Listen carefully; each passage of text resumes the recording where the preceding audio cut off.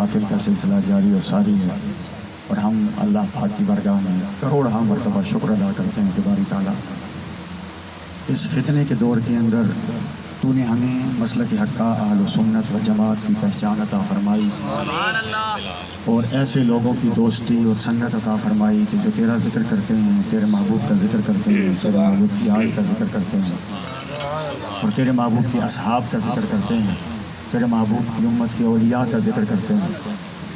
یقیناً یہ محافل اللہ کی عزت کی قسم کھا کے بتا رہا ہوں، یہ محافل ایک ہے ہم علیحدہ علیحدہ سے اللہ کے حضور سجدہ ریزی کرتے ہیں، لیکن آپ میں سے کوئی ایک بندہ کھڑا ہو کے مجھے یہ بتا دے نعیم صاحب میری نماز تو مقبول ہونی ہی ہونی، کوئی گارنٹی سے کہہ سکتا ہے؟ ہم میں سے کوئی نہیں کہہ سکتا۔ یہ تو اللہ کے ولی بھی کہہ گئے ہیں۔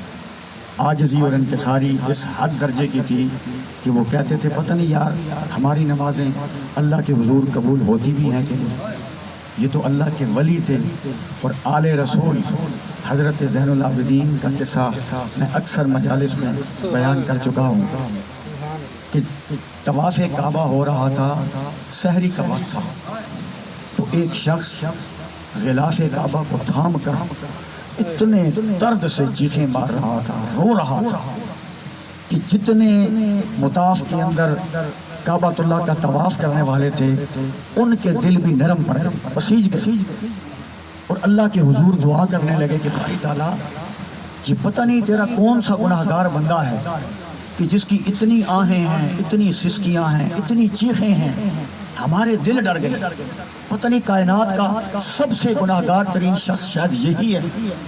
تو وہ سارے مل کے اللہ کے حضور دعا کرنے لگے کہ باری تعالیٰ تو ہمارے طواف کا، ہمارے حج کا، ہماری دعاؤں کا، ہماری عبادات کا ثواب ہمیں دے یا نہ دے، باری تعالیٰ آج کی رات تیری بارگاہ میں دعا کرتے ہیں کہ اس کی آہیں اور سسکیاں اتنی ہیں جو ڈائریکٹ تیرے عرش سے ٹکرا رہی ہوں گی، باری تعالیٰ ہمارے سارے نیک عمل اس کو عطا کر دے تاکہ کم از کم اس کی تو بخشش ہو جائے۔ جب وہ شخص آہیں بھرتا ہوا، چیخیں آہو بکا کرتا ہوا، اتنا رویا کہ بے ہوش ہو کے گر پڑا، اور اس نے اپنے اوپر ایک چادر اوڑھ رکھی تھی۔ جب لوگ اس کے پاس گئے کہ یہ کون شخص ہے یار، اتنا گناہ گار شخص ہے کہ اللہ کے حضور اتنی آہوزاری کر رہا ہے، گریہ اوزاری کر رہا ہے، جب جا کے پاس جا کے اٹھایا اور چہرے سے پردہ اٹھایا، حضرت امام حسین کے بیٹے حضرت امام زین العابدین تھے۔ یہ تھا تقویٰ کا۔ ہم کہتے ہیں کہ ہماری نمازیں، وہ اللہ نے ان کو جنتوں کا امام بنا دیا، مگر عاجزی انکساری، پھر بھی گناہوں سے پاک، وَيُطَهِّرَكُمْ تَطْهِيرًا، کہ محبوب کی آل ہم نے تمہیں ایسا پاک کر دیا جیسے پاکی کا حق ہے۔ اور علماء لکھتے ہیں کہ پاکی مصطفیٰ کریم صلی اللہ علیہ وسلم کی آل کو اللہ نے کیسی عطا کی؟ وہ پاکی جا کے وہاں سے خیرات لیتی تھی، جیسے شہادت جا کے نا بارگاہ حسین سے خیرات لیتی تھی، کدی یہ شہادت چھوڑے سر اللہ عطا کر دیتی نا تو میں سمجھتا ہوں شہادت ابھی اللہ پاکستان عطا کر، شہادت کو بھی شان اس لیے ملی کہ یہ حسین رضی اللہ تعالیٰ عنہ کی شہادت تھی۔ اور ایک دو باتیں ضمناً میں عرض کر دیتا ہوں۔ جب حسنین نے کلام پڑھا تو انہوں نے ایک بات بیچ میں کی شعر میں کہ آقا علیہ الصلوۃ والسلام نے حضرت علی کرم اللہ وجہ الکریم کو مخاطب ہو کے کہا اے علی، اس سے پہلے آیت قرآن پاک کی سن لیں۔ اللہ پاک فرماتے ہیں قرآن پاک کی آیت، حافظ صاحب تشریف رکھتے ہیں، وَمَا يَنْتِقُ عَنِ الْهَوَىٰ إِنْ هُوَ إِلَّا وَحْيٌ يُوحَىٰ، میرا محبوب اپنی مرضی سے تو بات ہی نہیں کرتا۔ آج میرا گلا خراب ہے اور آپ کی سبحان اللہ کی داد میرا دل خوش کرے۔ میرا محبوب اپنی مرضی سے بات ہی نہیں کر سکتا، میرے محبوب کی زبان سے نکلا ہوا ایک ایک لفظ یہ نہیں بحضور دھیان چاہے کہ بے دھیانی گل کر جائیں، نہیں ایسی بات نہیں۔ حضور علیہ الصلوۃ والسلام کا ایک ایک لفظ وحی خدا ہے۔ کیا ہے بولیے؟ وحی خدا ہے۔ اب یہ تو یقین ہو گیا کہ آقا جو بھی بولتے ہیں وہ اللہ کی وحی ہوتا ہے، آقا جو بھی بولتے ہیں وہ اللہ کا وحی، اللہ کی وحی ہوتی ہے۔ اب یہ بھی یاد رکھ لیں وحی کی دو قسمیں، ایک کو کہتے ہیں وحی مطلوب، ایک کو کہتے ہیں وحی غیر مطلوب۔ وحی مطلوب وہ ہوتی ہے جو قرآن پاک کے اندر جس کی ہم تلاوت کرتے ہیں، اور وحی غیر مطلوب وہ جو حضور علیہ الصلوۃ والسلام کی احادیث جن کی ہم تلاوت نہیں کرتے۔ قرآن پاک وحی مطلوب اور آقا کی احادیث وحی غیر مطلوب۔ اب یہ تو بات سمجھ آ گئی کہ آقا کا ایک ایک زبان سے ادا شدہ لفظ وحی خدا ہے۔ ڈاکٹر صاحب نقطے کی بات کروں گا اور مجھے سبحان اللہ، جزاک اللہ، ماشاء اللہ کے ذریعے میں نے نہیں داد لینی بلکہ اس نقطے کو داد دیجئے گا اور شان علی کو داد دیجئے گا۔ اب دیکھ لیں کہ ہر لفظ جب وحی خدا ہے تو آقا فرما رہے ہیں من کنت مولا فہذا علی المولا، جس جس کا میں مولا اس کا علی مولا۔ اب یہ حضور کے الفاظ ہیں، یہ وحی خدا ہے، وحی خدا ہے، یہی تو بتا رہا ہوں آپ کو۔ ہائے ہائے ہائے، یہ کوئی چھوٹی موٹی بات تو ہے ہی نہیں، یہ تو وحی خدا ہے کہ آقا فرما رہے ہیں من کنت مولا فہذا علی المولا۔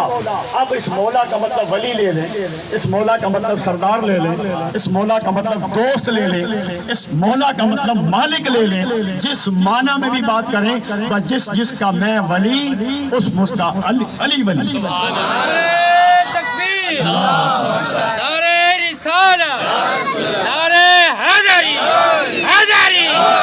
ہم ایسے علی علی نہیں کر رہے، میں جہاں پہ کھڑا ہوں کسی دلیل سے کھڑا ہوں، ہم جہاں پہ کھڑے الحمدللہ قرآن و حدیث کی دلیل کی روشنی میں کھڑے، ایسے نہیں کھڑے۔ اب دوسری میں نے جو بات کی، حسنین نے کلام پڑھا تو مجھے وہ حدیث یاد آ گئی۔ آقا علیہ الصلوۃ والسلام نے حضرت علی المرتضیٰ کرم اللہ وجہ الکریم کو مخاطب کر کے کہا علی لحموں کا لحمی جسموں کا جسمی، علی تیرا گوشت میرا گوشت ہے، علی تیرا جسم میرا جسم۔ یہ ہے وحی خدا جو زبان مصطفیٰ سے ادا ہو رہی ہے۔ ہائے ہائے، تو اس کا مطلب ہے کہ علی اور مصطفیٰ جدا نہیں ہے، علی اور مصطفیٰ جدا نہیں ہے، اور ہمارے عقیدے کے مطابق بھی خدا سے مصطفیٰ جدا نہیں ہے، صرف فرق یہ ہے کہ وہ خالق ہیں، یہ اس کے بندے ہیں، اس کے علاوہ کوئی فرق نہیں، کوئی فرق نہیں۔ حضور کی عزت اللہ کی عزت، کوئی جدائی ہے؟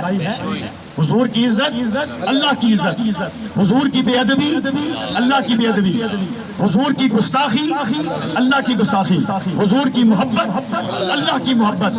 دیکھ لیں اگر آپ حضور کے در پہ پہنچیں گے تو یہ در خدا پہ پہنچیں گے۔ سوال ہوا کہ باری تعالیٰ تو نے کائنات کو بنا دیا مگر ہماری بھی تو خواہش ہے نا کہ کبھی تجھے دیکھیں۔ فرمایا کہ تم تو دیکھ نہیں سکتے، مجھے تو موسیٰ نہیں دیکھ سکے، تم کیا دیکھ سکو گے؟ تمہاری آنکھ تاب ہی نہیں لگ سکتی۔ پھر باری تعالیٰ ہیں تو تیرے بندے، دل میں خواہش تو آتی ہے نا، کبھی تو اپنے دیدار کرایا۔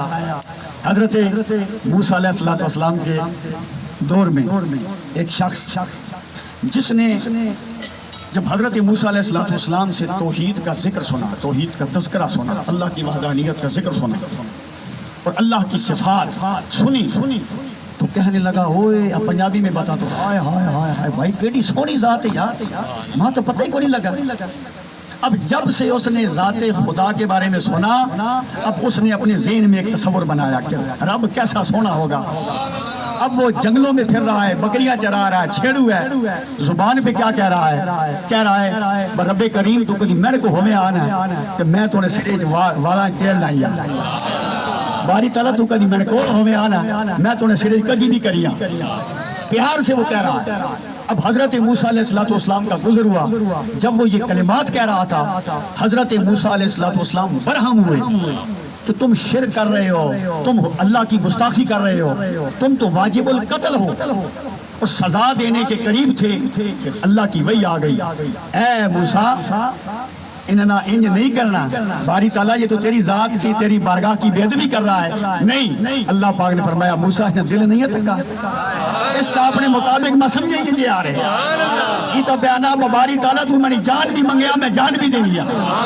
تو محبت کے انداز نرالے ہوتے ہیں۔ تو دوستان محترم آقا فرما رہے ہیں اے علی تیرا گوشت میرا گوشت اور تیرا جسم میرا جسم. اب ایک حدیث آپ کے سامنے رکھتا ہوں. آقا علیہ الصلوۃ والسلام نے حضرت امام حسین کو مخاطب کر کے کہا حسین و منی، حسین مجھ سے. آپ نہیں سبحان اللہ. آج میں نے نہیں چلنا جب تک آپ کی طرف سے سبحان اللہ. آقا نے فرمایا حسین و منی. اب آقا نے فرمایا علی و منی، علی مجھ سے. سبحان اللہ. آقا نے فرمایا فاطمہ تو منی، فاطمہ مجھ سے. الحسن و منی، حسن مجھ سے. یا رسول اللہ علی آپ سے، یا رسول اللہ فاطمہ آپ سے، یا رسول اللہ حسن آپ سے، یا رسول اللہ حسین آپ سے، اور یا رسول اللہ آپ کہاں سے؟ یا رسول اللہ ہر 5 تن کی ذات آپ سے، آپ کہاں سے؟ فرمایا انا من نور اللہ، میں اللہ کے نور سے ہوں. نور من نور اللہ پڑھتے ہیں نا آپ. تو رب اپنے نور سے مصطفیٰ کے نور کو بنایا، اور مصطفیٰ کے نور بتا رہے ہیں کہ علی بھی مجھ سے ہے، علی بھی مجھ سے، فاطمہ بھی مجھ سے، حسن اور حسین بھی مجھ سے.